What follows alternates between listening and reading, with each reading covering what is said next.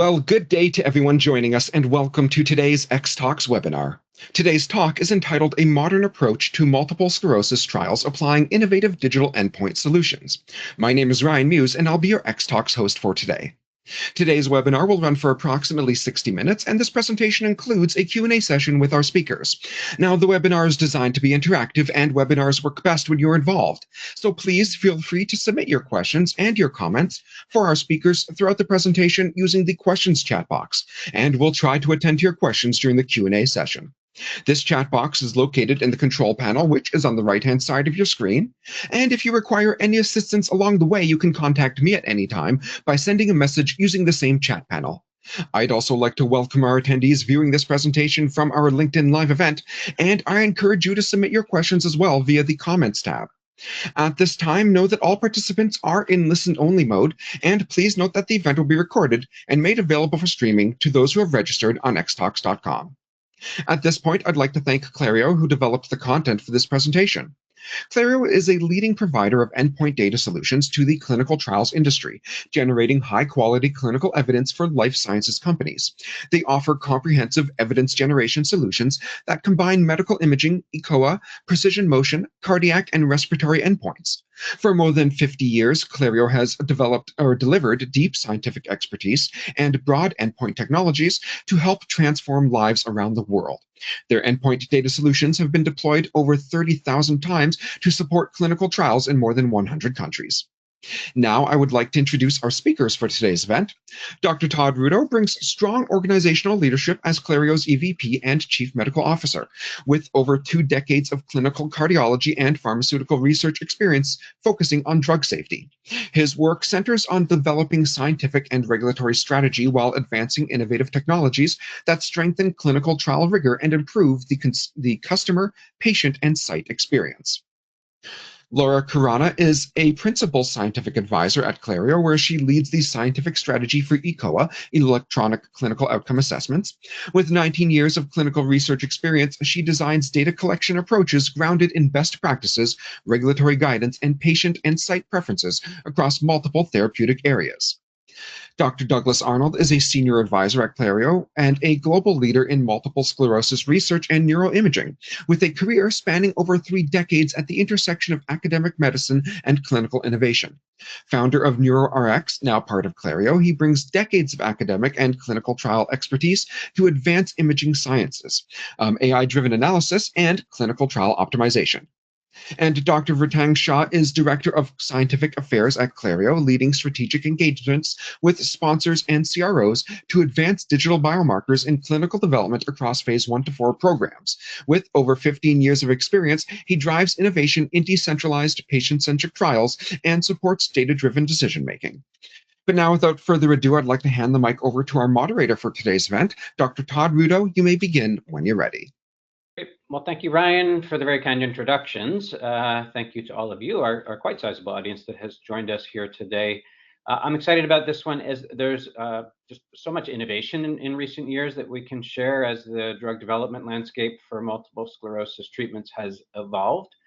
We're going to take you through today what is, I think, a somewhat ambitious agenda, but starting us off, I'm going to give a brief introduction to MS drug development and speak to how therapies have evolved in recent years. Laura will then speak to what is often primary endpoint in MS studies, the clinician-reported outcome measures, and cover some of the challenges with the commonly applied EDSS instrument. We'll then hear from Dr. Arnold with some incredibly innovative approaches to quantitative and AI-supported brain imaging analysis, how this has impacted development strategies, again, often secondary endpoint in MS studies. And finally, Vertang will speak to precision and instrumented gait and balance analysis and how this can be applied to gain additional insights into disease progression and drug efficacy. After a brief wrap-up, we'll do our best to leave some time for Q&A. Highly encourage you to use the chat function for questions as we go through, though. We will do our best to get to everything at the end, and if not, we'll commit to email-based follow-up for any questions we don't cover. With that, you can go ahead one more slide.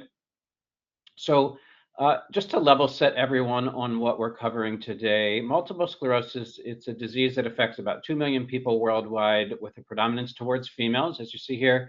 as is typical for most autoimmune diseases. While it's generally considered an acquired disease, there is evidence that genetic susceptibility also plays an important role. So likely both are contributors. As I mentioned, it's an autoimmune disease, meaning the body is producing a damaging antibody response to normal tissue. In this case, that anomalous target is myelin, which is often thought of as the insulation that surrounds a neuron or nerve cell. There's also damage, though, that occurs to the axon itself. Think of that as the copper part of a wire. And therefore, it's considered to be, by most, a progressive neurodegenerative disease. Onset of symptoms is typically around 30 years old on average, often includes, or most often includes, discrete relapses, alternating with periods of remission. So new functional deficits will appear. They will then partially or completely resolve. There's a quiet period that then precedes the next exacerbation. These symptoms do vary greatly depending on where the lesion is or where the inflammation is occurring. So it could be weakness, it could be numbness, fatigue, visual disturbances is common, balance impairment, and in time, cognitive issues do develop as well. The good news here is that over the past several decades, a number of treatments that have been developed that very effectively intervene in that relapsing and remitting cycle has been significant, and to the point of really nearly eradicating acute relapses in most treated patients. The figure on the bottom right tells the rest of the story, though. While initially multiple sclerosis generally presents itself in a relapsing remitting pattern, as I mentioned, what you see at the top of that figure is that patients evolve within 10 to 15 years, typically, to a more continually progressive form of the disease. And in this setting, rather than seeing discrete acute relapses, there's a slow and chronic progression of disability that develops. So it's in this stage that we see the primary focus of drug development today, as we've done such a great job in managing that earlier stage with the other recent drug development I alluded to. Next slide, please. Just a figure here to illustrate that point further. You see data on the screen from a phase 2 study in relapsing and remitting multiple sclerosis. And this is an anti-CD20 drug, a disease-modifying therapy that was studied against placebo. At the very first measured time point, so 12 weeks in, you see that the number of new lesions on brain imaging has drastically reduced in patients that were on active drug, and then remains near zero for a full year of follow-up. This is obviously in contrast to the placebo-treated arm, and I think that's quite clear on the figure. What's important to note is this is phase 2 data, so we're measuring a disease surrogate, the image findings on MRI, but the clinical or functional measures with this drug in phase 3 did subsequently align with what you see here on the screen. On the next slide, there is data from an additional clinical trial. This is a different drug, but a similar anti-CD20 mechanism. In this case, we're looking at a longer duration study. Rather than a 1-year study, this is 4 years of data. And importantly, we're not measuring just new lesion formation by imaging on the y-axis, but we're looking now at progression of disability symptoms. So as you can see, the placebo and active drug arms, they do separate. But somewhat modestly so, and although statistically significant. So while the picture of acute attacks or relapses improves so dramatically with the anti-CD20 drugs, it seems that the slowly progressive aspects of multiple sclerosis, they continue to persist, and that's what you see here. So clearly more work to be done in what matters to patients most, which is not just what the MRI shows, of course, but their physical disabilities or symptoms. Next slide, please. And just on this last slide here, I want to introduce the scale that's typically used, as I mentioned, as primary endpoint in MS studies. So this is the assessment for disease progression or drug efficacy, and that's the EDSS, or Expanded Disability Status Scale. This figure is a bit of a simplification of the instrument, which is actually far more complex, which is why Laura is going to spend roughly the next 15 minutes talking about this. But in general, what you see is a clinician-administered assessment, and it attempts to quantify the magnitude of disability that a patient's experiencing, with 0 on one end of the spectrum, meaning no impairments, 2 to 3, which indicates mild or moderate disability, all the way up through 9, which is a patient who's fully confined to bed. The challenge is how blunt or sharp, if you will, this instrument is for those in the middle, with subtle changes to their disability. So I'm going to stop here. Ryan, you can advance to the next slide. Laura, I'll invite you to come up on screen and hand over to you for this section on eCOA and MS trials. Great. Thank you for that overview, Dr. Rudo. I'm going to dive a bit deeper into eCOA and what role this type of data plays in drug development programs and clinical trials in multiple sclerosis. First, I want to start with defining some of the acronyms that I'll be using. COA stands for Clinical Outcome Assessment, and the FDA defines this type of data as a measure that describes or reflects how a patient feels, functions, or survives. When those measures are collected electronically without a paper source, we call that eCOA. And COAs include patient-reported outcomes, or PROs, clinician-reported outcomes, or ClinROs, performance outcomes, or PERF-Os, and observer-reported outcomes, OBSROs. COAs are inherently more subjective than the other types of data discussed in this webinar, but they collect data that can be much more meaningful to patients, and they can be an important part of the endpoint strategy for a trial of MS treatment. We often see them supporting efficacy endpoints, especially disability, function, and quality of life. And they can also support safety endpoints like suicidal ideation and behavior. Next slide. So if you plan to collect eCOA data in your MS trial, you'll need to think about when, where, and how to collect that data. And on this slide, we're showing in the 2 horizontal rows there that this data can be collected at visits to the clinical trial site at the bottom, on the bottom row, or between site visits. And when you think about how that data should be collected, often the choice is between paper or electronic. And the goal here is always to maximize site and subject compliance with completing these assessments so that you can maximize your data quality. And we know that regulators, including the FDA, expect trial sponsors to collect COA data following what is called the ALCOA principle. And that acronym stands for attributable, legible, contemporaneous, original, and accurate. This was a framework that was developed back in the 90s to ensure the accuracy, reliability, and completeness of data. And it has since been expanded to include several other factors. But the key thing to remember here is that it's much easier and you're much more likely to meet these principles when you collect your data electronically versus on paper. Next slide. And while you're thinking through your strategy of when, where, and how to collect your eCOA data, you should also keep in mind the relevant regulatory guidances and best practices in the field. And we've included a few of these on this slide. The first one on the left is from the EMA. This is scientific guidance on clinical investigation of medicinal products for the treatment of MS. And it was published in 2015, and it talks about the endpoints that are appropriate and acceptable for MS trials. It specifically calls out endpoints around relapse, including annual relapse rate, and endpoints based on prevention of disability progression, or delay of disability progression. It specifically calls out the EDSS, which is the most widely used and well-known scale to assess a patient's level of disability due to MS. And when it's used in trials across time, the change in disability due to MS can be measured. Another important professional and scientific body on this slide here is the Multiple Sclerosis Outcome Assessments Consortium.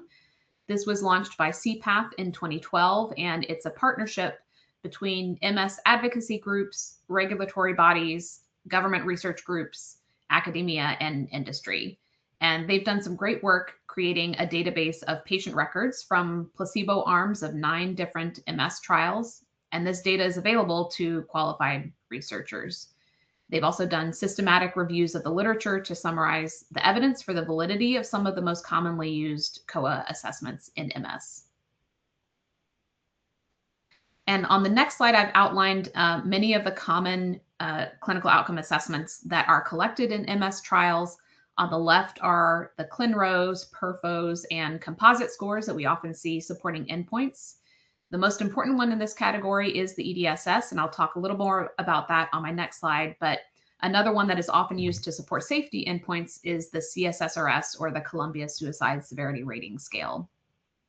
For performance outcomes, we have the timed 25-foot walk test, the 9-hole peg test, which assesses a patient's level of dexterity in their hands while placing pegs into holes on a tabletop device.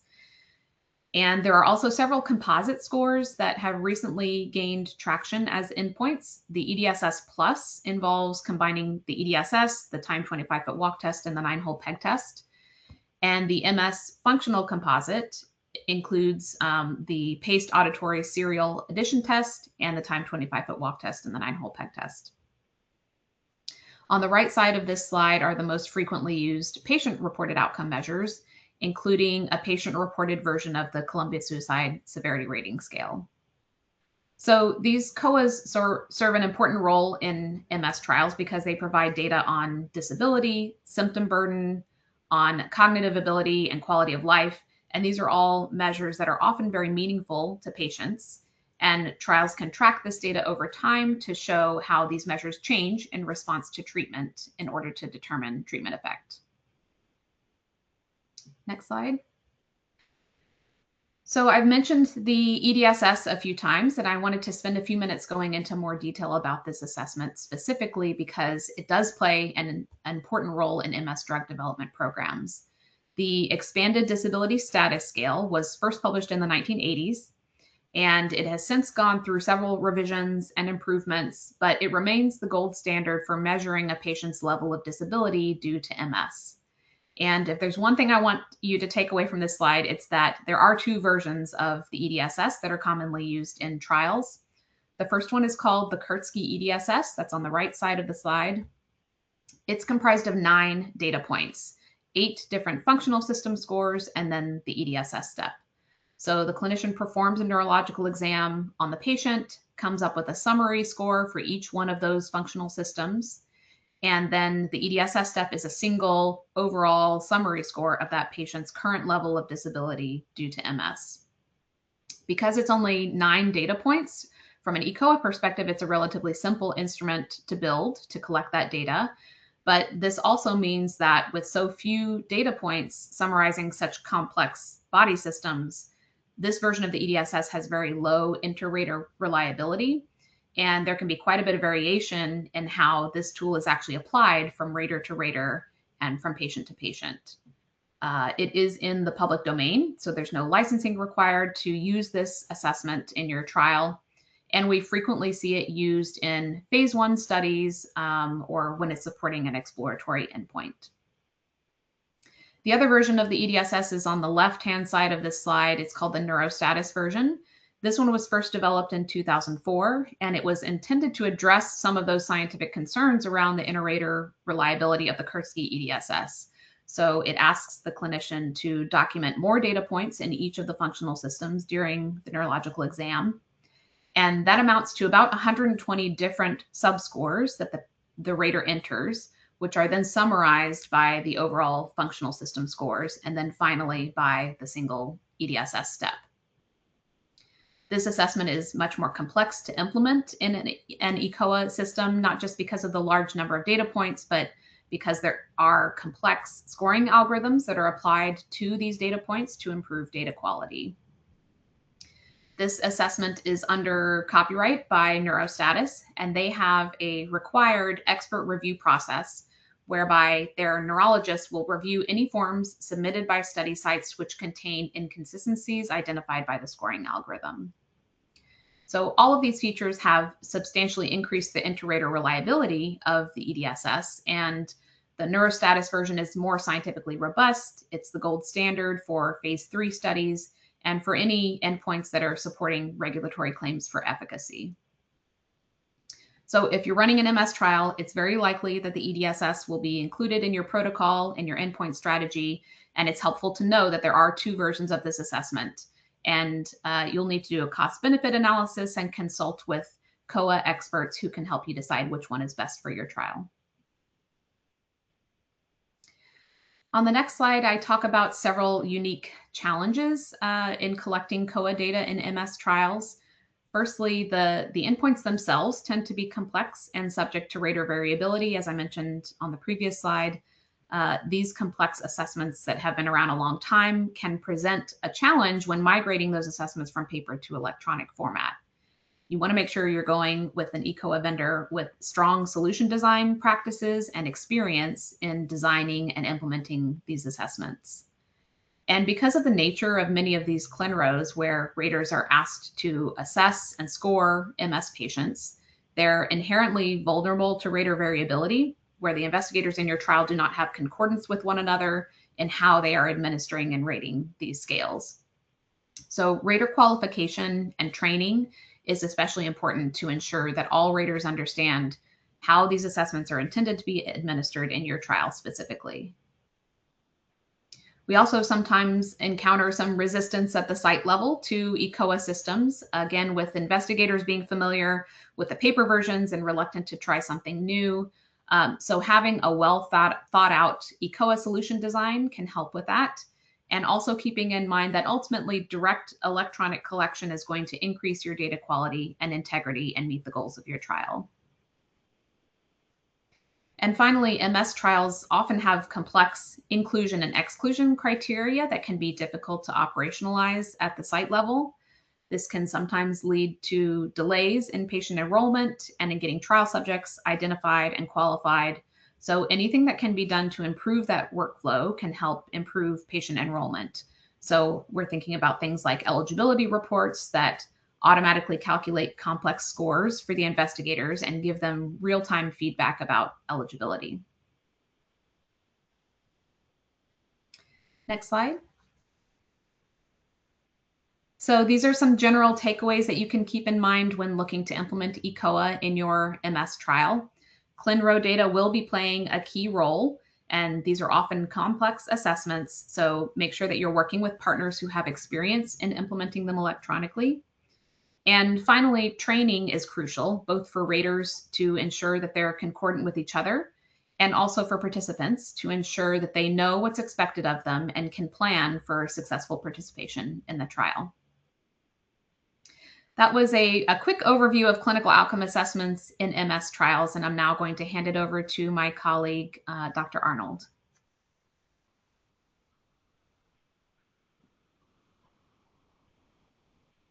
Hi, everyone, and thanks. I'm going to talk about the role of MRI in the evaluation of MS and the monitoring of therapy. The first slide here shows what used to happen in the case of bad MS over the years. And you can see that there's an accumulation of T2 hyperintense lesion volume. That's the white areas around the ventricles on the slide. And over the years, the brain is becoming progressively more atrophic as tissue is lost. This is not the sort of thing that we expect to see today with the presence of highly active therapies. The next one, please. The traditional markers of MS activity and severity are based on T2 lesion volume and the normalized brain volume, as I just illustrated. And these are important because they reflect the reserve of the brain, the ability of the brain to compensate for disease, and the effect of, or the influence of these things is shown in the graphs on the left-hand side. You can see the effect of a low T2 lesion volume on the ability of patients to recover after relapses, and you can see that there is a substantial increased ability to improve if your lesion volume is small, and that you lose that as the lesion volume accumulates. On the right-hand side, we see a similar plot of the effect of brain volume. And you can see that when your brain volume is low, i.e. that you have a lot of atrophy, you're more likely to get worse over time, to progress. The next one, please. This shows how we have evolved in terms of the measurement of these traditional outcomes, starting with the T2 lesion volume. In the past, we used a variety of traditional image processing techniques, up to and including a Bayesian framework for identifying lesions based on prior probabilities from an atlas. More recently, in the last couple of years, we have developed AI-based techniques in order to make the same measurements more efficiently. In the right upper graph, you can see that we didn't just pick some AI algorithm off the shelf. We developed an AI algorithm that would specifically reproduce the analyses that we'd been doing in the past, because sponsors want to compare their new drug with data that they've gotten in the past on their old drug, or they want to compare, the latest trial of a certain drug with the same drug in the past. And so as we move to new technology for making these measurements, we put a lot of effort into making sure that we didn't bias the measurements, so that the automated or the AI-based outcomes would not be completely comparable with what had come before. And here you see in the orange and the green the results based on manual correction of our older methodology and manual correction of our latest AI-based methodology in the green. So we're getting essentially the same results. The reason to go to this trouble is shown in the left-hand panel. You can see in the compared to the original method of doing this, the AI-based method has resulted in a 98.6% reduction in the need for correction of the T2 lesion volume, which obviously comes with significant improvements in efficiency in the company processes.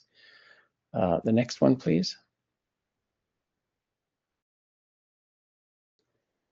When it comes to measuring brain volume, this is too complicated a process to do manually, and we have to rely on fully automated methods. But we want to make sure that each step in this method has performed the way it's supposed to, and that the data is reliable. In order to measure the brain volume, we need to actually extract the brain within the skull in order to get the tissue volume, and then determine the different tissue components so that we can eliminate spinal fluid and just see what the tissue volume is. The next one, please.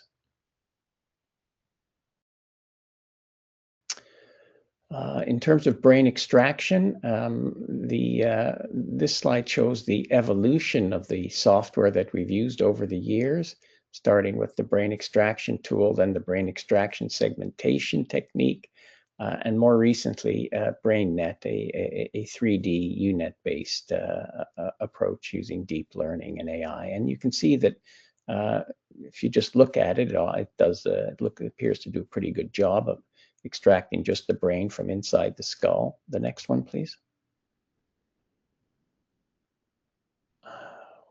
But it's not always perfect, and so we need to QC these results.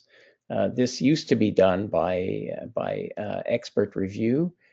More recently, we've developed AI-based algorithms that can actually do the QC for us as well. And you can see in the top panels there is a bit of extension of brain tissue in terms of the segmentation outside the brain. And this particular segmentation would fail at QC and would have to go back and be tweaked until it got it right. On the bottom, we see the usual situation where the extraction is correct and it passes QC. The next one, please. And then we need to identify the cerebrospinal fluid in the sulci or over the convexities and in the ventricles in order to be able to determine the brain volume, and in particular the white matter volume and the gray matter volume. And so we do this now also with deep learning and a software also developed in-house called Deep BTC, Brain Tissue Classification. The next one, please.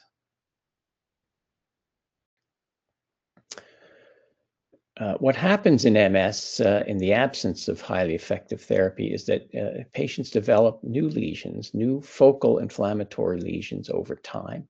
And you can see in the 3 images on the right-hand side what these look like from and the change between a reference image and a follow-up time point in which there has been a disease activity with the development of new lesions. On the right, you see those new lesions highlighted in green and identified with arrows. And you can see that the software is highly effective at doing this. It's not a simple matter of using traditional computer vision techniques, because if you notice, these lesions are quite variable in terms of their size, and some of them are quite subtle.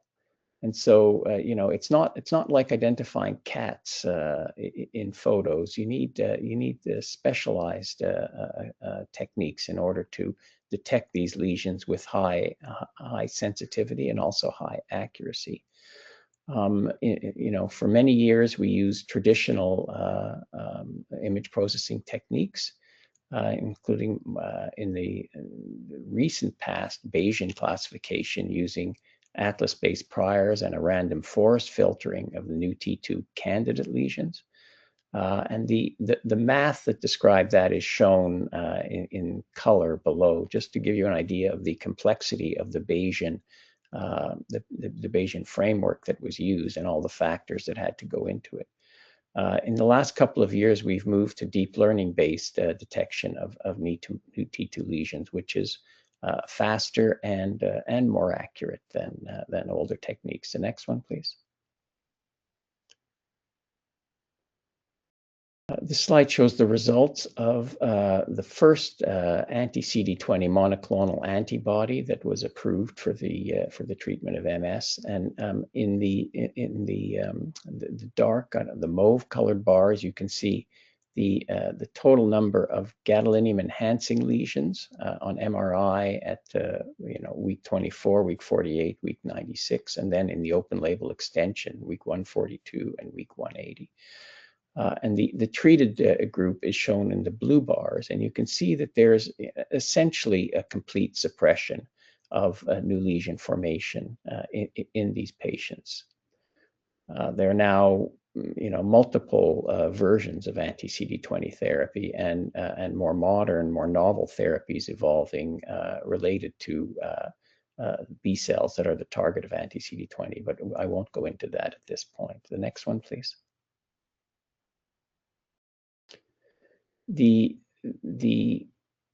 might think from the previous slide that the problem of MS was solved. We just need to put all the patients on one of those therapies. And this slide shows why that's not the case. And you've seen it before. The slide shows the rate of disability progression in patients on placebo and on the anti-CD20. And there is a very modest effect on progression, despite the almost complete suppression of new lesion formation. The next one, please. How does this happen? And that's the focus of a lot of research activity these days, and the focus of a lot of novel approaches to drug therapy. On the left, I've recapitulated the suppression of new T2 lesions during the placebo-controlled phase of the trial. On the right, I've shown the change in T1 lesion volume, the non-enhancing T1 lesion volume, the chronic T1 lesion volume. And you can see that despite the fact that there's essentially no new lesion formation as time goes on, there is a progressive accumulation in the T1 lesion volume. How does this happen? Next one, please. Well, it happens because of what's generally believed to be compartmentalized inflammation within the brain, the activation of the innate immune system with activated microglia that actually continue to react in an inflammatory way and produce oxidative stress. The next one, please. This is an example of what's called a chronic active lesion, also called slowly expanding lesion or smoldering lesion. And the point here is that there is an inactive demyelinated core surrounded by a rim of activated microglia. And those microglia may or may not contain iron. And about half the time, they're loaded with iron. And you can see them with iron stain. And then outside of that, there's normal appearing white matter. The fact that these lesions are considered slowly expanding was initially just inferred from the pathology. Pathologists would look at lesions like this, and they would see a rim of activated microglia with myelin breakdown products in it. And they would say, obviously, this lesion is getting bigger over time, and they refer to them as slowly expanding lesions. The next one.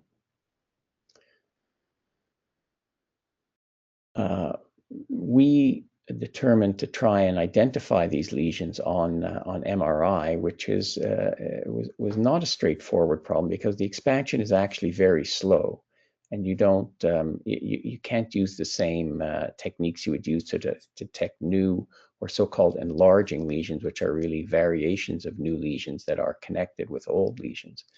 And so the approach we used was another one of the digital applications called Jacobian analysis.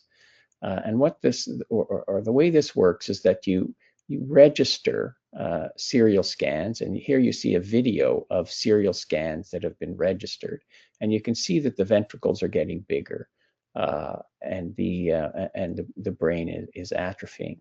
In the middle panel, what you see is the deformation field that shows how each voxel has to be deformed, either stretched or compressed, in order for the image to match the second image in the pair, the subsequent image. And then on the right side in color, you see the determinant of that Jacobian deformation field, which quantifies the amount of expansion and contraction at each voxel in the image. The next one, please. And this approach can be used to identify slowly expanding lesions. And you see in the middle panel a T1 lesion that's getting bigger over years, and on the right, the quantified expansion using the Jacobian determinant. The next one, please. And it turns out that that quantifying these lesions, which are responsible for the increase in T1 lesion volume, despite the fact that there's no new T2, these lesions are in fact predictive of progression. And this was shown in the same trial I showed you before, looking at the slowly expanding lesion activity in the core phase of the trial and asking how well this predicted disability progression in the subsequent open label extension. And you can see the data, the survival curves there. Next, please. Another marker of progressive biology, which has become very popular in the MS space, is called paramagnetic rim lesions or iron rim lesions. And this is based on a different approach to detecting the chronic active lesions with the activated microglial rim, but this time based on iron accumulation in those activated microglia, which is present not in all of them, but in about half of them. These lesions are really not possible to detect on conventional images. You need to do a susceptibility weighted image in order to detect the susceptibility effects of the iron, but this is relatively easy to do. And then you can detect these lesions, which have the advantage over the slowly expanding lesions in that they can be detected on a single scan, whereas the slowly expanding lesions need several scans over time in order to measure the expansion. The disadvantage is that they don't reveal all the lesions, and also they don't seem to respond to therapy, whereas the slowly expanding lesions can be slowed with therapy. These iron rim lesions or phase rim lesions tend to be rock stable once they're identified. This makes them not very useful as a marker of treatment response, but they can be used to predict a treatment response based on the identification of the presence of the underlying pathobiology of microglial activation. The next slide, please. Well, actually, before you change that, I would just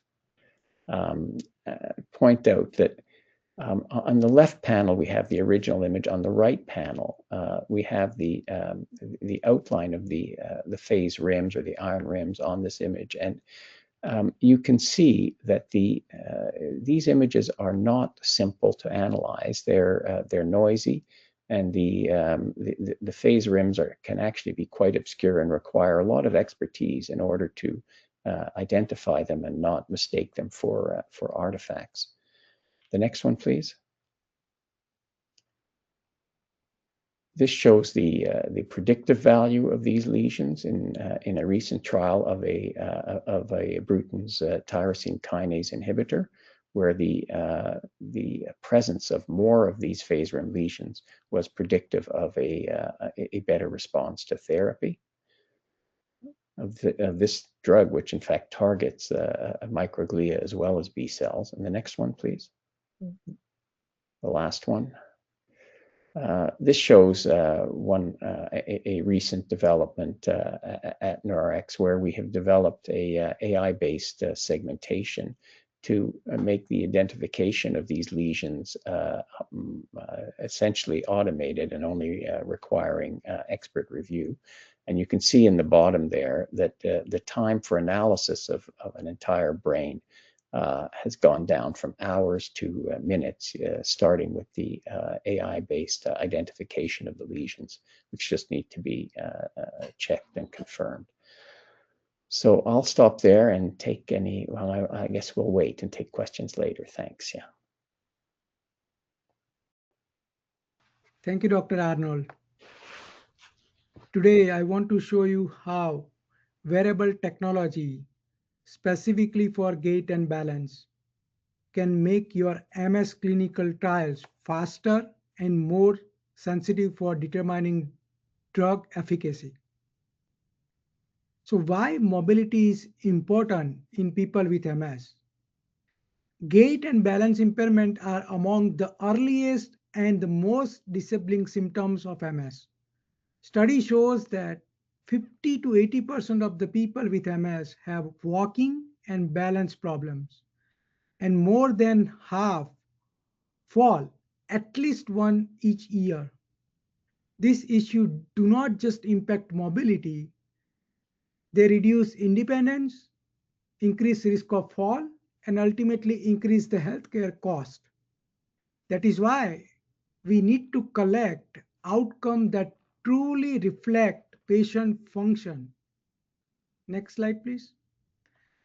How mobility is currently evaluated in MS trial. As Laura mentioned, it is mostly clinician or patient-reported outcomes.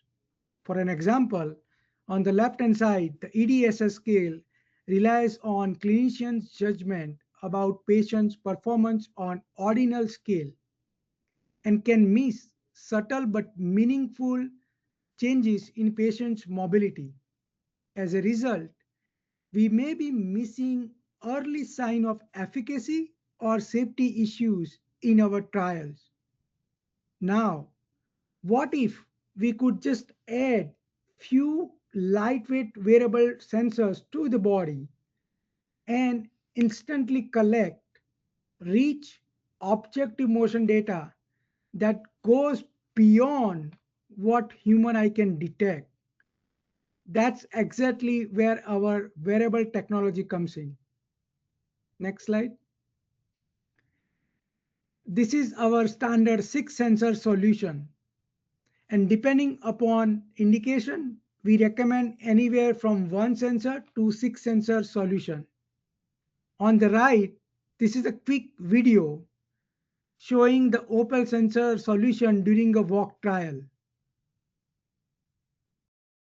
The sensors are synchronized and strategically placed on 6 body locations: on feet, wrist, sternum, and lumbar L5 area to capture comprehensive data on gait and balance. Next, please. The beauty of our Opal system in its ability to identify disease specific gait pattern using over 200 digital measure from 6 body location. For example, Parkinson disease showed reduced arm swing and turning, while ataxia showed variable high stepping. MS is marked by slower gait speed and more time spent with both feet on the ground. This level of detail can improve trial sensitivity, reduce sample size, and expedite drug approval process. Next. Now focusing specifically on MS.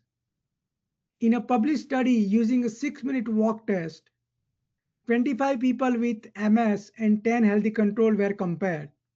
The result shows that total distance was significantly shorter in people with MS.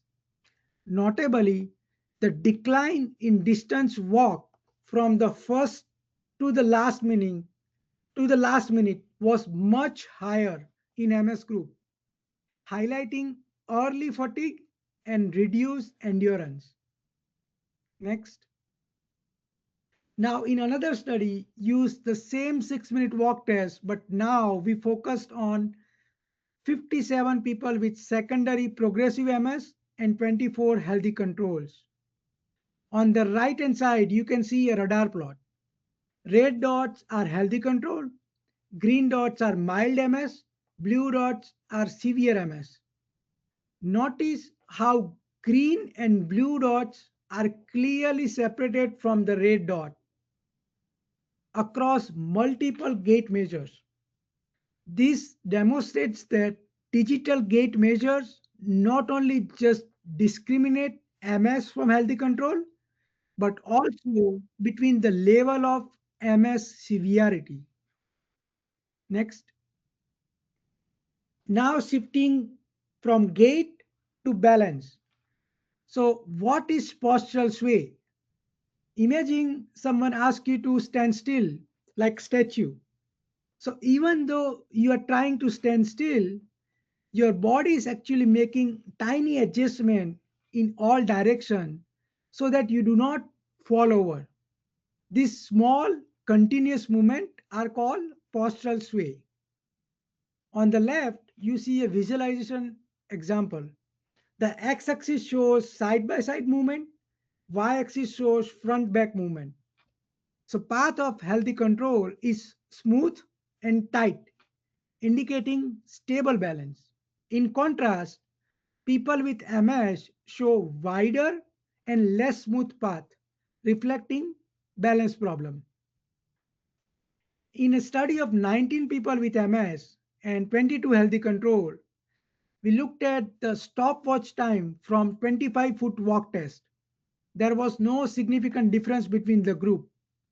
However, using just 30 seconds standing still task, we found that sway, especially side-by-side sway, was significantly greater in MS. Next, please. Participants were now asked to perform dual tasks such as auditory stoop test while standing still. In this study, they compared 3 groups: 19 people with mild MS, 27 moderate MS, and 30 healthy controls. The results showed that postural sway was significantly greater in both mild and moderate group compared to healthy control. Importantly, sway was significantly different between the mild and moderate group. Next. This is perhaps the most important finding. In a published study, 38 people with relapsing remitting MS were followed for 12 months. So you have two time points now, one at baseline and other is 12 months, all with EDSS less than or equal to 3 at baseline. In this study, they found about 86% people showed no change in their EDSS score, indicating clinical stability by traditional measure. Next.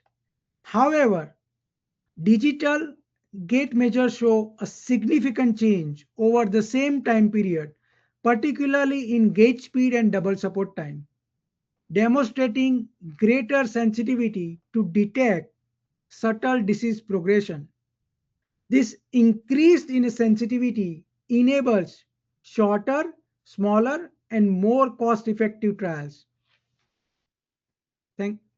Next. Now I will transition from in-clinic result to our finding on remote monitoring. We believe that combining both the approaches provide a comprehensive view on patient function. As part of large mobilized consortia, we collect extensive real-world data across multiple indications, including multiple sclerosis, using just one sensor placed on lower back. The study, one of the largest of its kind, aimed to validate digital mobility outcome in real-world setting. And we are currently analyzing the data, so stay tuned for promising results. Next, please. We conducted an equivalency study to compare the Opal sensor with Exhibit sensor used in mobilized T. Next, please. Here we collected 7 days of continuous monitoring data from 10 people with MS and analyzed key mobility measures using the same mobilized T algorithm applied on both sensor types. The results showed that all the measurement error were less than 2%, demonstrating strong equivalency between the Opal sensor and Exhibit sensor. Next, please. We collect 1 week of continuous monitoring in 30 people with MS and 21 healthy control.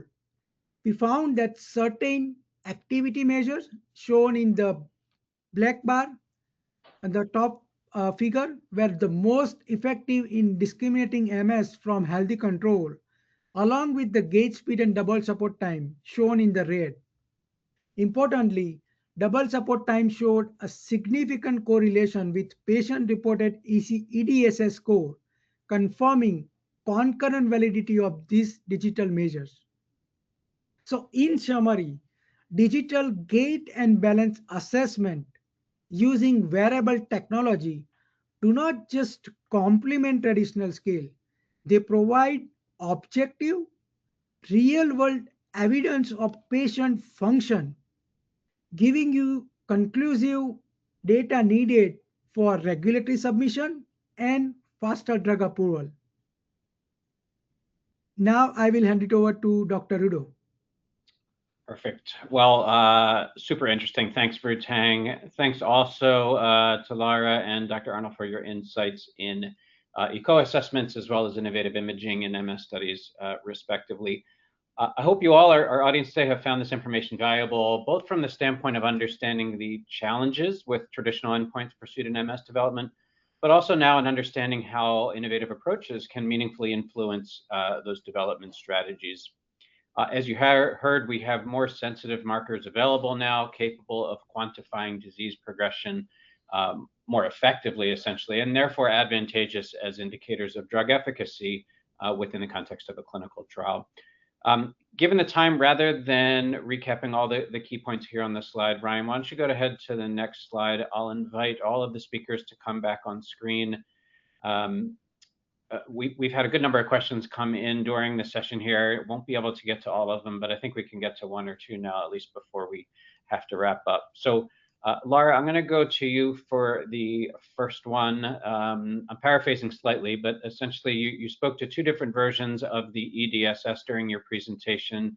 I'm still a bit unclear on how to decide which one is most appropriate for my program or my trial. So could you just talk us through those considerations? Yeah, sure. So the EDSS is a single score that summarizes a complex concept, right? The two versions of the EDSS represent two different approaches that you can ask your raters to take to get to that single score.